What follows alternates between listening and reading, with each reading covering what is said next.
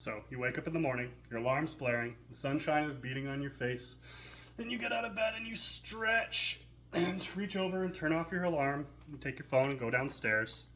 You reach and grab your mug for that first delicious, robust cup of coffee, and you go and open up the tin and realize you're almost out of coffee grounds. Not a big deal, you have enough for the day. So you make yourself a cup of coffee and go sit on the couch. About an hour later, you're catching up on your favorite shows on a Saturday morning, and your phone pings you with a notification. It's Amazon. They just so happen to be having a sale on your favorite coffee. What are the chances?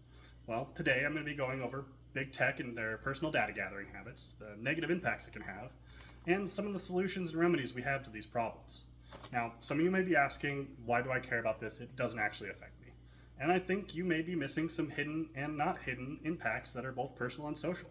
And to those that agree with this issue, I have some interesting information as well as financial data that I think you'll find very interesting. I personally have seen the impacts of identity theft and big tech data gathering, and as someone with a computer science background, I take this very personally. And I have scientific articles as well as financial data and news articles to help back up the opinions that I have. So let's go over how and why these companies collect data, some of the negative impacts it can have, and some of the ways you could protect yourself.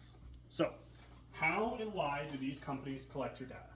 Well, Christopher Samuel Hutchinson of the European Competition Journal stated it pretty succinctly when he stated that by using technologies such as sensors, geolocation and IP tracking, address monitoring, and cookies, companies are now able to harvest consumer information from various devices like PCs, laptops, smartphones, and tablets.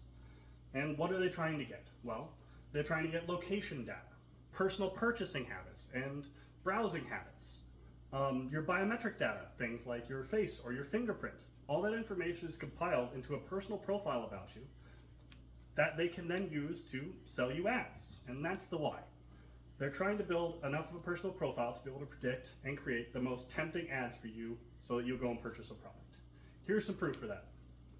Here we have Meta, which is Facebook and Instagram. And we have their advertising revenue by users from geography from 2021, 2022, and part of 2023. And let's take quarter 3, 2023, where it says 15,956. I want to bring up the fact that this is not in thousands, it's in millions of dollars, meaning that in just US and Canada alone, in the third quarter of 2023, Meta made $15 billion on just advertising revenue. In fact, Meta's revenue is 97% from advertising revenue. That leaves only 3% for anything else in any other aspect of that business. Almost all of their revenue comes from advertising dollars. So, why? So they can tailor ads to you is why they gather your information. They want to tailor those ads to get the most effective advertising and hopefully be able to bring in more advertisers to make more money. Now, what are some of the negative impacts this may have? Well, the first is data breaches. If they're collecting this data, they're storing it. And a company like Sony, which recently had a data breach, lost information like users' email addresses, passwords, phone numbers, their home addresses. All that information was stolen and then put onto illegal sites.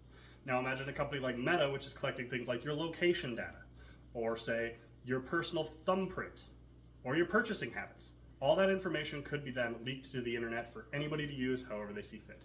And that's not safe. Now, another major issue is something called surveillance pricing. The FTC says surveillance pricing is the adjustment of a price based off time, place, and manner, meaning that a company will either raise or lower a price based off of how much you need it. If you really need it and have to buy it now, they can increase the price because they know you'll pay it. And if they think you might not, or you might go buy it somewhere else, they can create a sale, artificially adjust the price, say they mark it down to a new number, and then they can use that to try and incentivize you to buy from them. Now the FTC says this is a major issue and are currently working to get this corrected. So it is a major issue that does affect you. And of course, the last thing that happens is just your personal privacy is taken from you. They're using your cellular devices, your computers, to hold your information hostage. And that's not okay. So let's go over some ways to protect yourself. So the first thing that I would recommend is certain services like data privacy apps. Things like a VPN is a good way of protecting your IP address, or other apps that obfuscate your information when you go online or use certain computers. Now, another good thing to use is a business like Delete Me or Incogni, which sends out legal requests to remove your information from these sites when they have it, and they're legally obligated to remove it if you request it. Now, it's difficult to do from all the different things, so they do it in a wholesale way for you. That's very helpful getting your data removed. Another way that is important is legislation. We have a quote from Spencer Cox, who writes for the Times International, speaking about the state of Utah, where he says that Utah has long been a leader in digital privacy. In that 2024, it passed 2 laws to safeguard minors, enhance parental controls, and hold social media companies accountable for mental health harms. And that's a great start.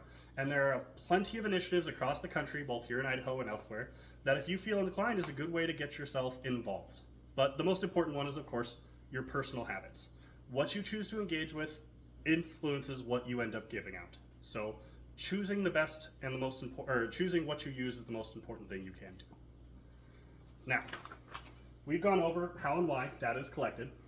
We have the negative impacts it can cause, as well as the remedies. So let's go back to our story. You wake up in the morning, your alarm's blaring, and your phone notes that to know a good time to push you notifications. You take it downstairs and it tracks your location data as you move through your house. And you open up your tin to realize you're low on coffee, to which your phone takes that statement that you made, and then creates a marketing profile on you. And then sells that, to which Amazon picks up the keyword coffee. It takes your information and it looks through its profile to see that you've bought coffee from this brand before, and it creates an artificial sale just for you. What are the chances? Well, all I'm asking is that you take a moment before you leave here today and consider what habits you have in the technology that you use, and ways that you can protect yourself from becoming a victim. Take a moment to see if there are things that may be impacting you and making you vulnerable that you'd be willing to give up. Because, as is a well-known quote from Daniel Hoverman, if you aren't paying for the product, you are the product.